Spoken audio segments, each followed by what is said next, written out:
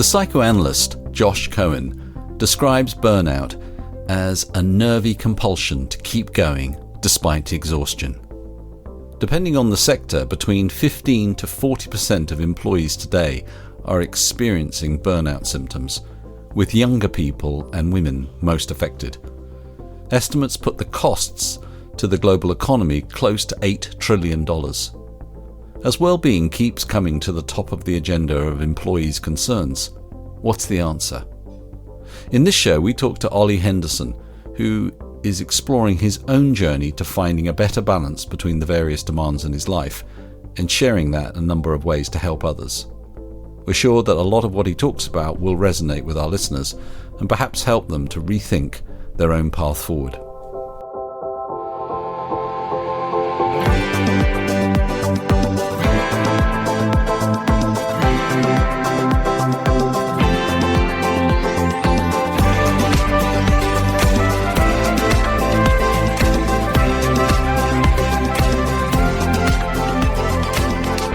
Hi friends, welcome back to the Evolving Leader podcast, the show born from the belief that we need deeper, more committed, and more personal leadership to confront the world's biggest challenges. I'm Scott Allender, co-host of the show, along with my friend and colleague, Mr. John Gomes. John, how are you feeling today? I am feeling very upbeat today. I'm feeling energized at the end of the week. I had a great week, feeling like I really want to engage in the weekend and get some deep recovery. So how are you feeling, Scott? I'm feeling a mix. I can't remember when we have this show slated for release, but we're recording at the end of the week where we had a tragic school shooting here in the Nashville area. And so I'm feeling sad. I'm feeling mad. I'm feeling that we have a leadership failure in this country, and it's an epidemic, and it needs to be dealt with. And yeah, so I'm feeling a lot of things. Yeah, that's tough. Yeah, seeing as it's very personal for you guys. It is, and it just keeps happening in this country. So, well, I don't know how we transition from that, but maybe we talk to somebody who is an expert in transitions, particularly career transitions. Our guest today is experienced founder and CEO Ollie Henderson. Ollie believes, and I agree, that work-life balance is a myth. Rather than seeing career and personal life as two opposing forces, Ollie argues that the secret is to design an integrated approach that allows them to work in harmony. He is passionate about helping others, particularly those like him who have young children who he's warned us may come bursting in the door any minute, and develop the skills to manage time better. His new book is called Work-Life Flywheel: Harness the Work Revolution and Reimagine Your Career Without Fear. Ollie, welcome to the Evolving Leader. Pleasure to be here. Thanks for the invitation. Welcome to the show, Ollie. How are you feeling today? I'm feeling pretty good, actually. It's 4 p.m. on a Friday here in London, but yeah, feeling good. There's a lot going on in my life at the moment, and both my work life and my personal life. But it's the beginning of a 2-week school holiday, which means certainly in the second week I get to take a little bit of time off, spend it with the kids, go and see some family, and I recently haven't had very much time off, so that is certainly something to get excited about. Nice. Well, let's get to know you a little bit beyond your bio. So let's say it is your birthday, and you can invite any musical artist, living or dead, to play your party. Who are you inviting? It's a party, so I'd probably invite Fela Kuti.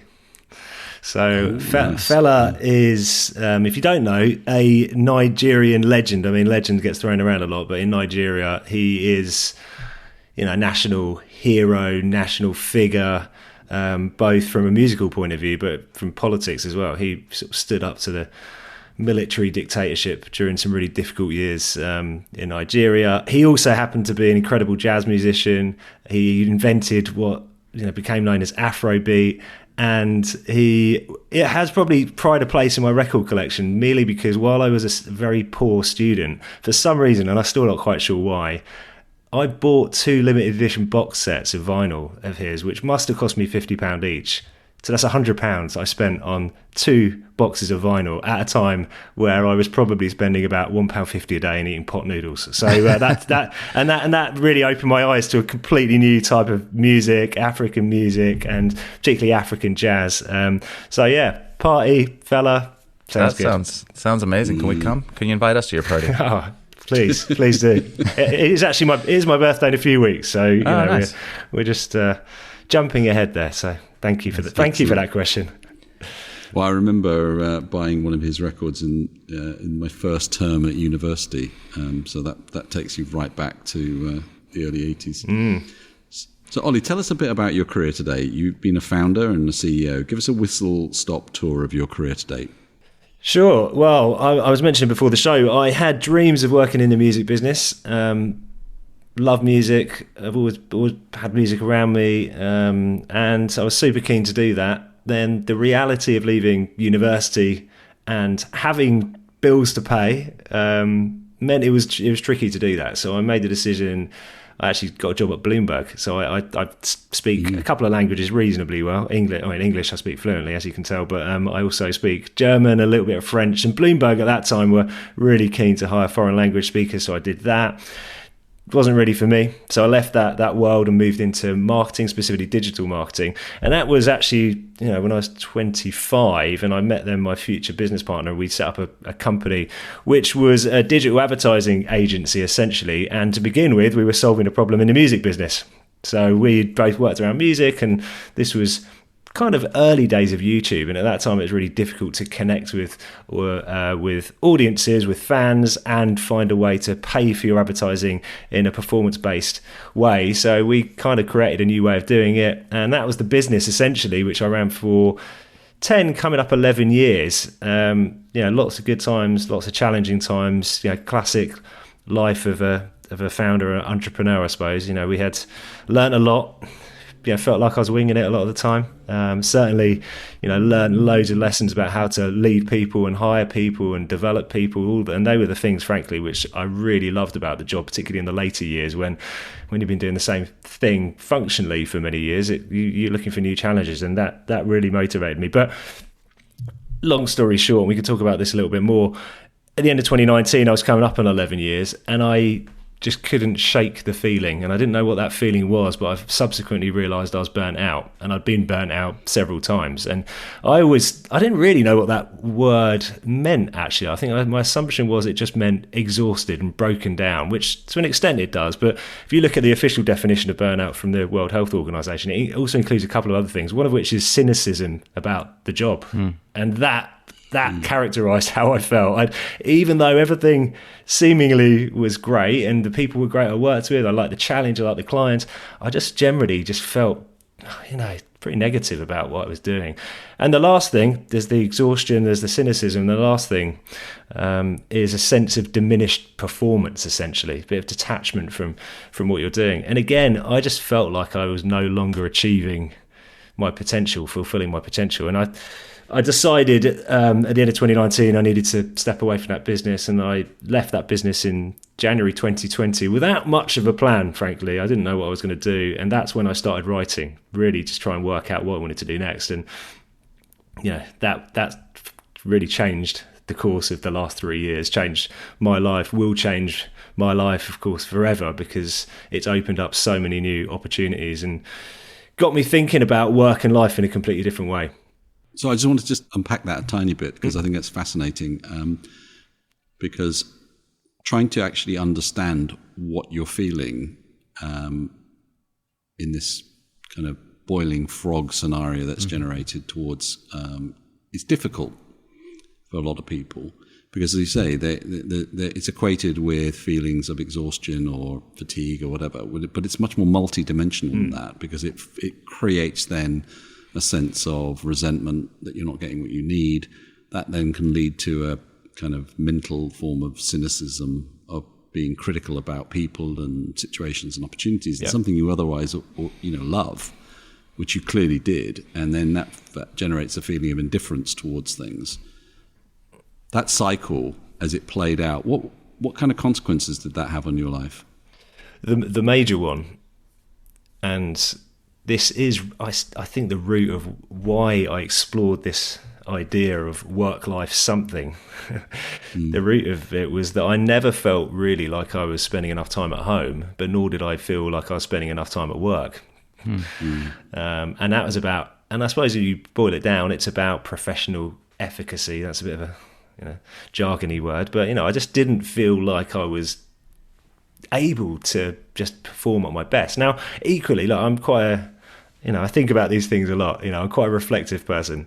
And, the reality of having 3 young kids is that you have to make sacrifices in many, many different ways, not just in your work, in your relationship with, with a partner. You make sacrifices. You make sacrifices about seeing your friends. And, you can come to terms with that.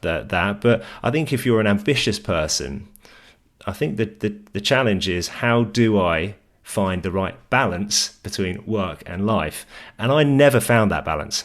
And I thought I was doing something wrong. And then I subsequently realized that nobody really has a balance. There isn't a perfect equilibrium, this perfect scenario where you get exactly the right balance between work and life. Actually, often for many people, the two integrated. Work defines your identity. It's a positive thing. It could be a positive thing even when during those challenging times. And of course, when you've got 3 young kids, there are many challenging times, particularly when you hit a global pandemic and you've got a toddler and 2 school-age kids that you're having to try and homeschool. All of these factors can often build up. And I think that's coming around to, I suppose, the point, and to answer your original question, I think this idea of balance, I think that's why it's a notion which has got positive intentions, but unfortunately it can lead, and it certainly did for me, and it has done for others I've spoken to, it can actually lead to a negative consequence despite its best intentions. So that's, that, and actually when I talk about the writing,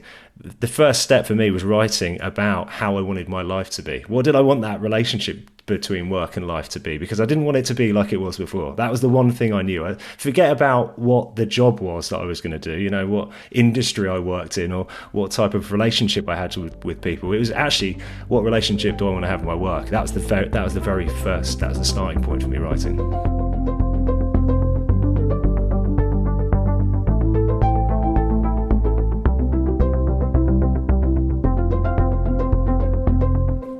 So take us through that process, because you're coming through burnout. How long do you feel like you were burnt out before you acknowledged it?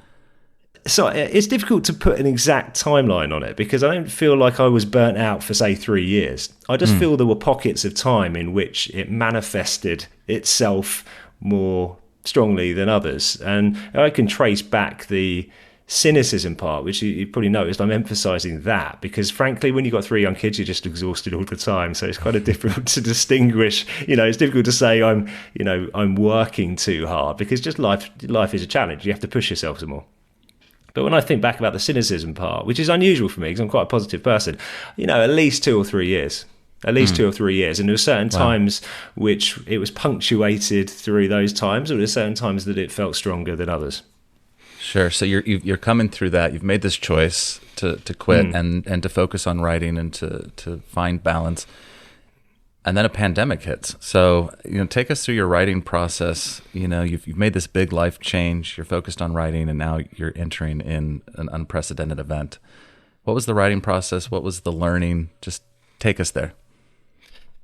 Yeah, so, I think back, I signed the deal to leave my company in January 2020. Not long after that, I was already getting itchy feet, thinking, I feel like doing something here. I've had a few weeks to just unpack it. Actually, it'd been a few months before that, even, where I'd sort of been away from the business. So I saw a friend, and he'd been through a similar experience, and just said, look, write about what's happening now, because, if you start another company, which was always my intention, in 10 years, you won't remember anything about how this thing started. Just write about it. So I started writing in February 2020 and was writing about the work-life intersection. And of course, as you said, a month later, the world turned upside down.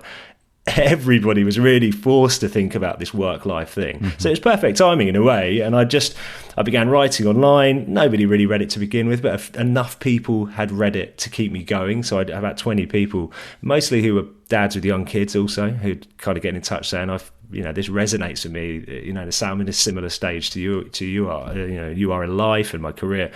And then I flipped that into a newsletter at, this is probably beginning of May 2020, and just kept going. So, just kept writing, exploring ideas. Meanwhile, I had also agreed to become interim CEO of a data and technology consultancy, which is, as you can imagine, fun timing during the early days of the pandemic. But I carried on writing, turned that into a podcast a few months later. That podcast did, both the newsletter and the podcast did pretty well. Then I got my book deal the following October. So this was 2021. And then, the book came out in January. So, while I am often, obviously appearing on podcasts or being interviewed for different things, people describe me as a writer and an author. That still feels very strange to me, by the way. I mean, I certainly do write consistently. I write a lot, but I don't know if I wrap up my identity in any one description actually anymore. I think that's the big change for me. So I write, but I'm not sure I'm a writer, although maybe I am a writer, but I'm also a founder. I think I'm an advisor to different companies. I've been a consultant, but equally beyond the work, I just tend to think of myself as, a partner, a dad. I think that's one thing I felt changed. I always had this very fixed identity. I ran a digital advertising agency, whereas now it's somebody says, "What do you do?" And that's a really hard question for me to answer. Maybe part of this trying to find this different way of thinking about work and life is that realization that you have these multiple dimensions to your identity, and that they are always moving in and out of phase and so on, rather than this very tightly held, I'm a founder or I'm a financial director or something like that, which is a lot of people's identity. And they can't let go of that when they go home either. Yeah. And I think, we're thinking about identity. It's really important. And, the reason I put fear in the subtitle of my book is because I'd spoken to a lot of people, and many of them wanted to make changes to their lives. So I spoke to hundreds of people. I surveyed over 4,000 people for my book, and 3/4 of people said that they were wanting to make big changes to their work lives. And yet very few are necessarily doing it. Now, of course, we were all forced to make some change, and flexibility in the way we work has been a really positive thing, I think, generally, although, the dust's still settling on that. But many people want to make further changes, but they never actually get started. And actually what it comes down to very often is fear. And there's different aspects to that when you unpick it. But identity is one of them, a fear that you'll lose your identity. So for me, I was running a successful business. I had I was financially doing well. I had a certain, people knew what I did, and I suppose it was something to be proud of. And of course, as soon as you give that all up and you've got to re-establish your identity, that can be quite a scary thing. So that fear is wrapped up in different factors, financial as well as identical, and that sort of that desire, I suppose, socially to feel like you've got a certain status. So actually, getting over that fear is the very first step, I think, to even taking any action at all. So it's an interesting idea. And by the way, in terms of what I've realized, this is what's been really fascinating for me. And I suppose I've brought some of these lessons into the work that I've done as a CEO at, the company I was running, but also subsequently to the work I do advising businesses and working with leaders. Of course, reflecting on this for yourself is important, absolutely critical.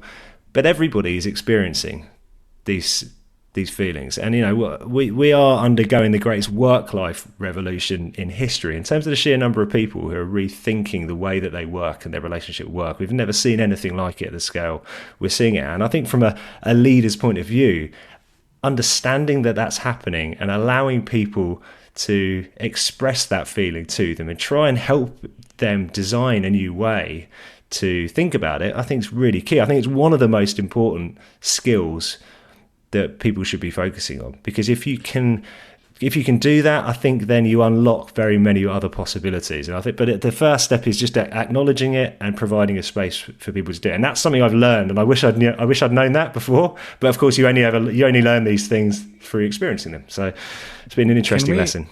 Can we back up just a second though, because I love all of this. There's a lot to unpack here. So people are afraid to make changes. Their identity is too wrapped up. And before we carry on with the sort of workplace revolution, That statistic that 75% of people are wanting to make big changes to their work lives. What did you find there? Why is that happening? Is there a common thread of what was motivating the desire to change, even if there was too much fear to enact it? I mean, bear in mind, there are many factors which you might change about your work life. One of which is the location that you're living in and that you're working in, the way in which you're spending your time during the day. Is that going into an office? Is it commuting? And by the way, the automatic assumption is to think that people just want to spend less time traveling into the office, and of course, as we know, it differs. Every individual is different. For some people, that I did this research mid-pandemic. For some people, it meant having more connection with other people, but there were certain trends. And I'll just highlight those because rather than go through the whole data set. But flexibility was one. Most people want flexibility, and actually, what they really mean by that is autonomy. Right. They mean autonomy to make decisions, not just about where they work. That's one dimension. When they work is another dimension. That's kind of second, and I think we're slowly starting to understand that that's possible. I think the hybrid debate's all focused on the where, but the when is now beginning to feel a bit more realistic. But also a really interesting one is who people work with. That people having autonomy over who we work with is really important, and I suppose that flexibility point's key. And I think looking forward to the future, and this would be again, I don't want to jump around too much, but this is an interesting thought for the future. I think what technology and distributed work and a more global marketplace is unlocking is the ability to have more autonomy over whom we work with. So rather than just having to work with those located in a 50-mile radius of the office, suddenly we have possibility to work with people anywhere in the world. And, while for some, that's a crazy idea and a really difficult idea to wrap their head around. So I think for others, it's, here's an opportunity to actually have choice over the way in the dynamic with which we work with businesses and other people. And just frankly, the opportunity to work with people who share the same values and share the same ambitions. So I think flexibility, but that leads into autonomy, and autonomy not just over where, but when and with whom we work. So I'm interested in the data that you collected, because clearly when you're having kids, that is an extraordinary pressure point, and it can tip a lot of people into lots of different ways of thinking about how they manage their lives. But did you talk to older people? Because there's obviously now a large focus on trying to get older people into the workforce again, particularly in the UK, but I'm sure in other areas, how we can motivate those people, and the aspects of autonomy and social connection and so on seem very relevant to that conversation.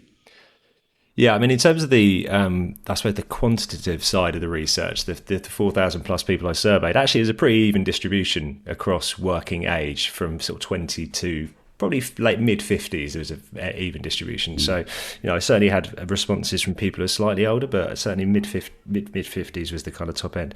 Well, look, here's the general, the high level thing, which is another positive, I think, is that there's been COVID's been a catalyst for provoking people to think differently about work in many different ways.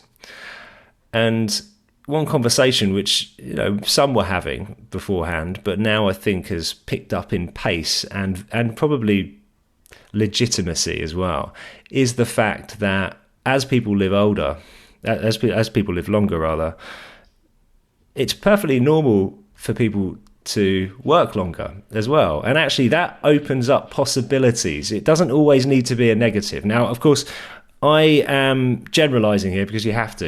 If some very physically demanding careers, the reality of working longer it's not possible. I think when the physical strain's put on the body, sometimes it's more difficult to sustain that career. But of course, then there's other, the point here is that careers are evolving, and the requirements in society and life for different types of jobs are also rapidly evolving. So who knows what type of careers are available to people. But let's just assume, thought experiment, people are living longer, and maybe instead of retiring at, say, average on 60, let's push it out to 75. This is the extreme example. Well, most people think, oh my God, that sounds like an absolute nightmare. But there are very many of us who don't actually view it as such. Now, do we want to work 40, 50 hours a week every week until we're 75? Probably not. But if we rethink now what work could look like for the remainder of our career, because we're going to be working longer, then actually it opens up a lot of possibility for life to be more enjoyable. So less pressure to earn that money now so that we can retire early. So we've got 30, if I'm turning 40 next month, if I work till I'm 75, which is completely feasible, that's 35 years that I have the possibility to earn money. So rather than retiring in 20 years and then living for another 20 years, that takes the pressure off there. But what it also opens up the opportunity to do is more freedom with time. And I think Linda Grattan, who you may know, who's a really good, great business thinker. She came on the show. Yeah, she's been on my show as well, and she's fantastic. I mean, really value her work and really value her thinking. And she talks about this idea of the multi-stage life replacing the three-stage life. And I'm a massive advocate of this because that three-stage life of education, work, retirement, that isn't a realistic representation of the future and the reality of now, actually, for a lot of people.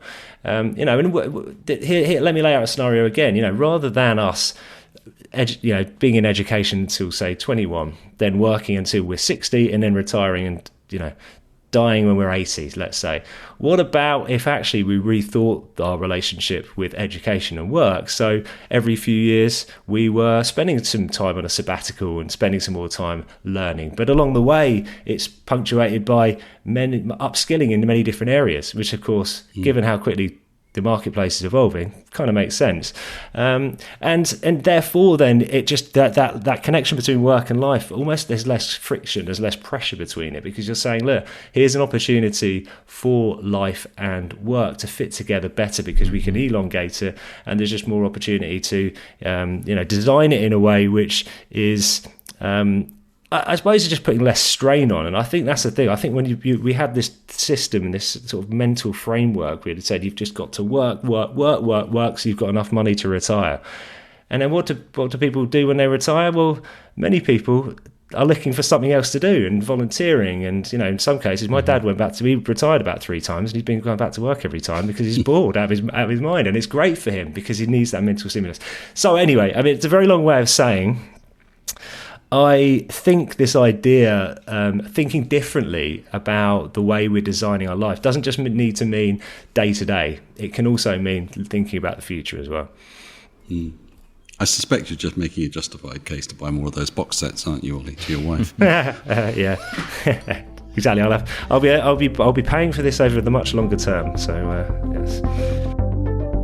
Hi, this is Emma Sinclair, business psychologist, occasional co-host, and fan of the Evolving Leader podcast. Did you know that we also have an Evolving Leader YouTube channel, where we upload snippets from many of the podcast episodes? It's a visual feast of leadership goodness. Just go to YouTube, search for the Evolving Leader, subscribe, like, and comment. Now, back to the conversation. So, we've had lots of guests coming on talking about various aspects of innovation, and that organizations are struggle really to organize people and create cultures that are innovative. Particularly now we've got a lot of pressures for people who are questioning what they're doing and this whole way of reorganizing ourselves in a hybrid environment. Is there anything you've learned about how we can get people to bring more of their creative, innovative self into the environment of into our working environments? When I think about innovation, I think about experimentation and the willingness to experiment.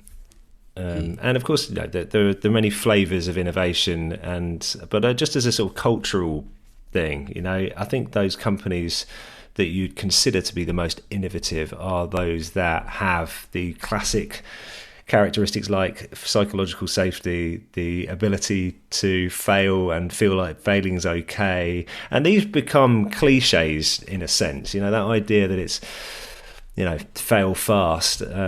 But actually, what I think about it is more, fail fast, learn fast. Those the companies that are focusing on, it's okay to fail, and actually in some cases celebrating. I'll give you an example of how you actually practically might do that in a moment.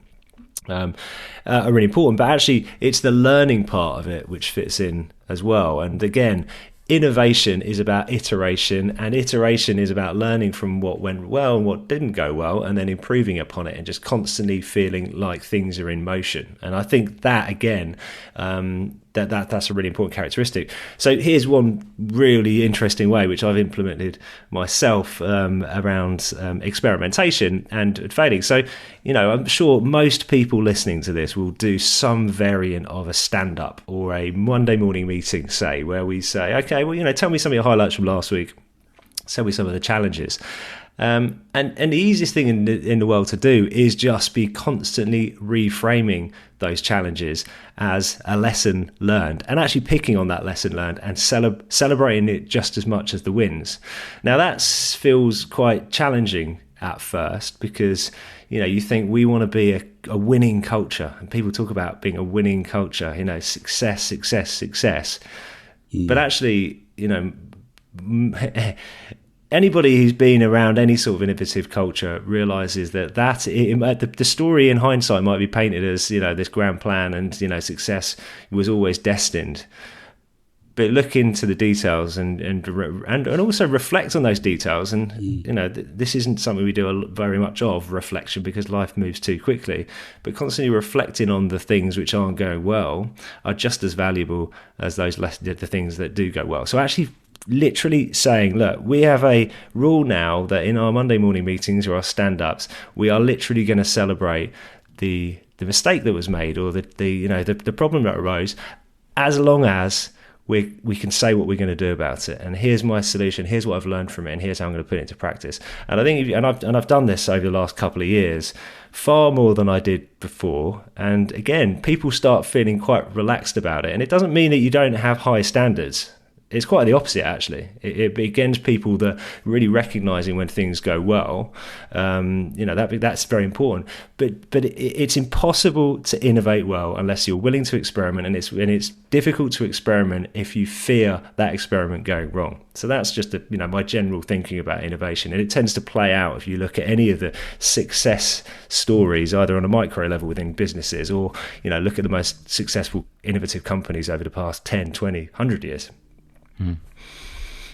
Let's come full circle back to your 3-year burnout that birthed this book. So it makes so much sense to me, and I agree wholeheartedly with everything you're saying about balance, work-life balance. What have you adopted as practices, or have you adopted practices to pay closer attention to what you're feeling and experiencing inside, so that you don't find yourself going through another 3-year burnout before you might acknowledge it, or somebody else that might be listening to you saying, am I burned out? I don't quite know. How do I connect with what's really going on? Is there a practice or practices you've put into place to connect to those emotional experiences? Without doubt, most effective practice I've adopted is journaling. Micro journaling, you might characterize it as, although I do a combination of the two. So I'll explain how I do it.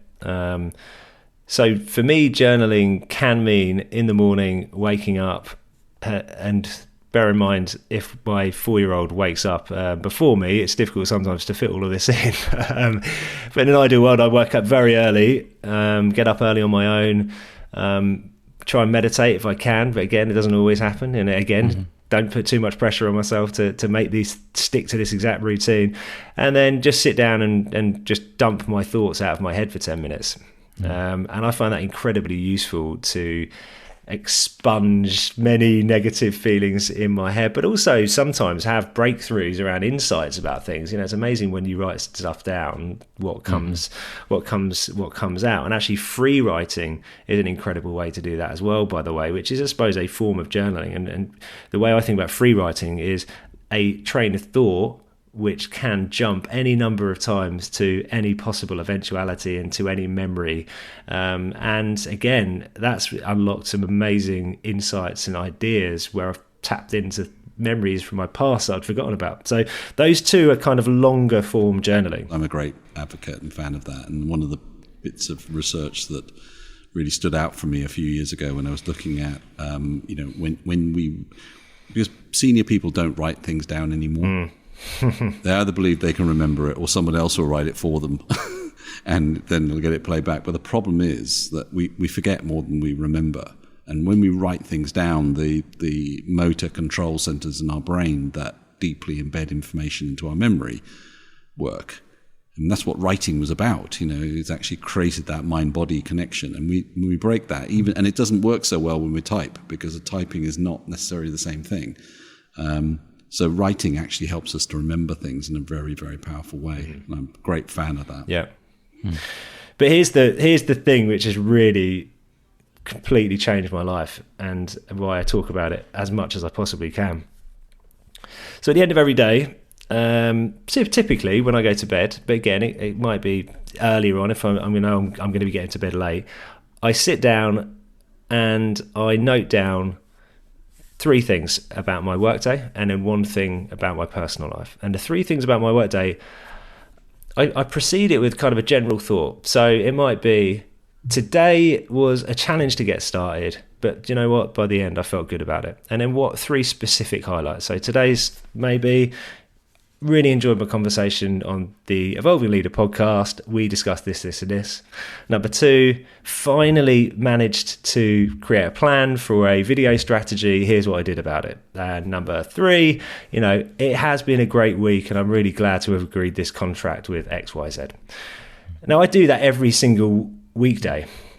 And here's why it's great. It shows me progress I'm making. And it highlights things that I like doing. And I know this sounds really, really simple and basic, but when I consistently see things that I like doing, I do more of them.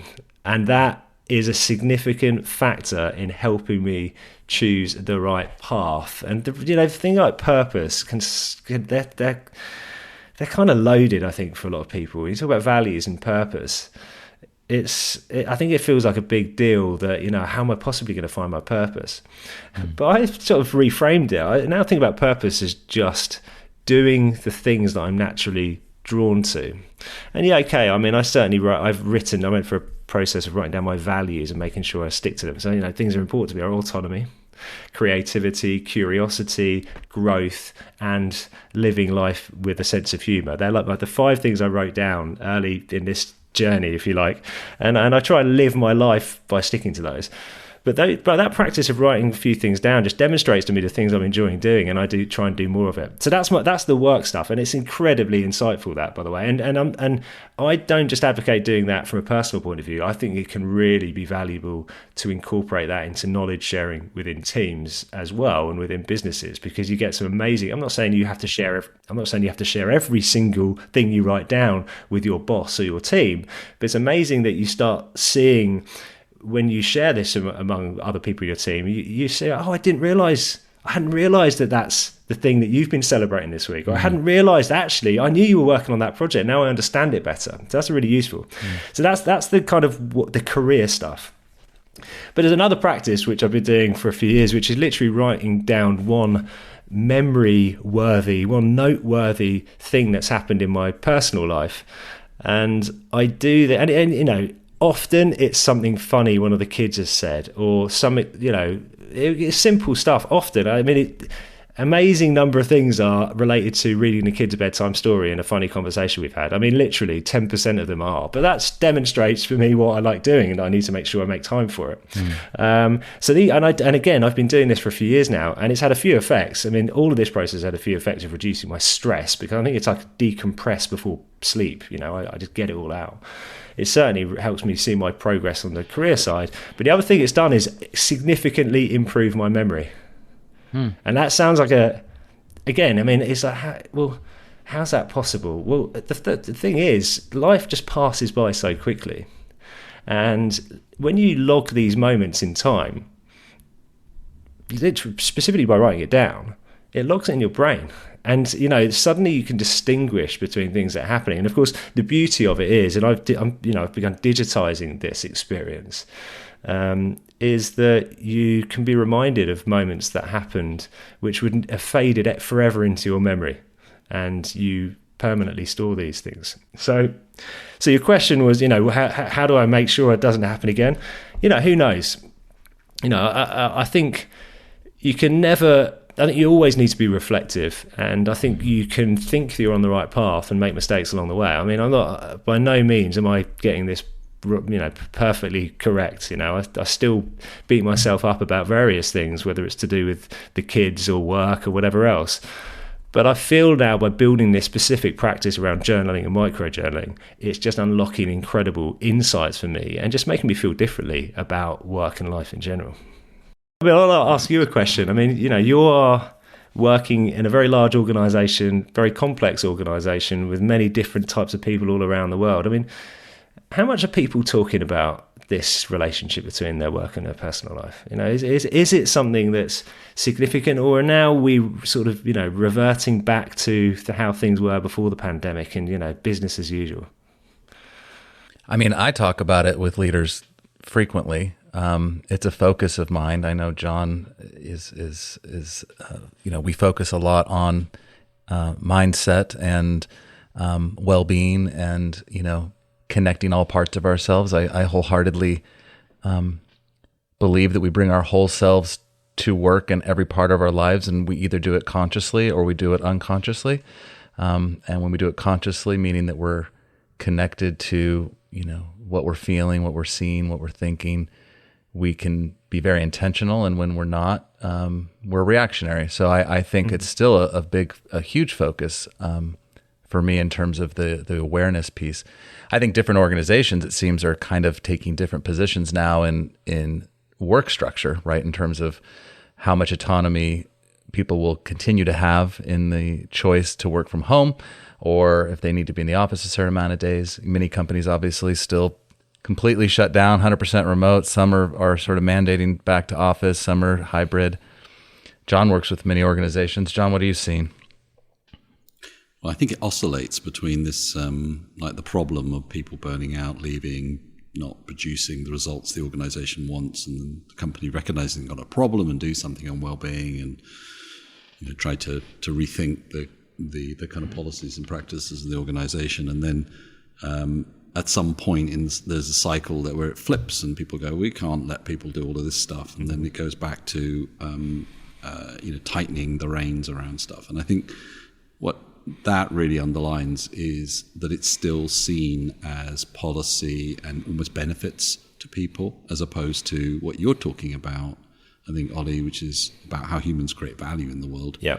And that well-being isn't a separate thing. It's just a way in which you optimize for people to produce worth. Yeah. And if you look at it like that, as a sort of superficial expedient stuff, and it's just policy, then it will keep on going through this either or. It's either this, it's either the company, or it's the individual, and that either or just like destroys all the investment you placed into it, because people then don't believe in it, they resent it, and so it doesn't matter, and it becomes a bottomless pit. You have to keep on giving people more and more of this stuff, and then at some point you have to take it away again. Yeah, I mean, I'll leave you with another stat, which was a really interesting, if slightly worrying, statistic which I found in the research. And actually I've subsequently researched it and thought, is this true? Can this be true? And found it evidenced in other areas as well, which is that 9 in 10 people said they weren't fulfilling their potential. And again, there's loads of nuance to this, and I'm it's difficult for me to break this down. But what does, if you talk about high performance cultures in businesses, which most businesses would strive for that, and you break down what high performance means, and it's kind of getting the very best out of yourself in the situation that you're in. And how do you get the best out of yourself? Typically, it's something that you enjoy doing and feel rewarded in and feel like you're making progress in. These are this sort of, you break it down to the basic level. And I suppose what I'm advocating in the book is to think intentionally about this from a personal point of view, but also by extension how the people you work with think about this as well. And I break it down into this model, into these 6 areas, which kind of, I think they seem obvious. When I'm going to tell you these 6, they seem obvious, but I think the kind of best ideas are aren't obvious before but obvious after. And these are these 6 characteristics which I now kind of live my life by, design my life in order to try and avoid that burnout, but also try and fulfill my potential and perform at my best. And essentially it breaks down to this, it is about mindset. It's about understanding what really matters to you. What do you prioritize? Where do you want to spend your time? What do you value? It's about being creative, and I think this is undervalued. I think being creative and having some aspect of creativity in your life, and it can mean many different things, but being able to tell the story about what matters in your life and in what you've done in your career, and I think that's really key. So there's mindset and creativity. There's the experimentation piece, which I mentioned, the ability to feel like you can experiment and the things don't have to go right all the time, but by constantly experimenting, you're very often moving forward. And then the last few, which I think you'll recognise, one's about community. What we have realised over the past few years is, yes, it's great having more independence and autonomy, and I personally love working from home, but I also want to feel part of community, and communities come to mean something different for me. It used to mean, from a work point of view, being in an office with people, and now it means something very different. And I think looking forward, that's a huge opportunity. That's where the world's completely changed, and people should embrace it. That's the biggest mindset shift I think people can have. And the last couple of things, learning. People want to constantly learn, and I think that feeling of progress in your life, and that is certainly how many people think about whether they're happy in their careers, is feeling like they're progressing, is about constantly learning and following your curiosity. And if you do all of that and you stop and you reflect consistently, that's when you get breakthroughs, and that's the final sort of part of this flywheel model. And when you feel like you're having breakthroughs and you're moving forward, then your mindset's reinforced and you can start making better decisions. So, I think fundamentally that way of thinking, and just emphasizing the fact that work and life can fit together, they can work in harmony, and you get it right and you start feeling a sense of momentum. And I think, that's often how we as individuals, but how we also want to lead others. I think that's really key to it. Ollie, the book is Work-Life Flywheel. Where can people find it, and where can people find you? I mean, any decent bookshop online or in person, you'll find the book. Best place to find me, I mean, I'm on LinkedIn. Always welcome people connecting with me on LinkedIn, and I share a lot of the work that I do on there. My podcast and newsletter are called Future Work Life. And as I said, anybody interested in any of the themes we discussed, please get in touch. I love hearing people's experience and about what's happening out there, and I often write about it. I'm having so many conversations with people, and I try and reflect that in the writing that I do every week. So thanks very much for inviting me on. It's been a really enjoyable conversation, and look forward to collaborating with you and people who get in touch in the future. Thank you, Ollie. It's a pleasure. Thank you, Ollie. And until next time, folks, remember, the world is evolving. Are you?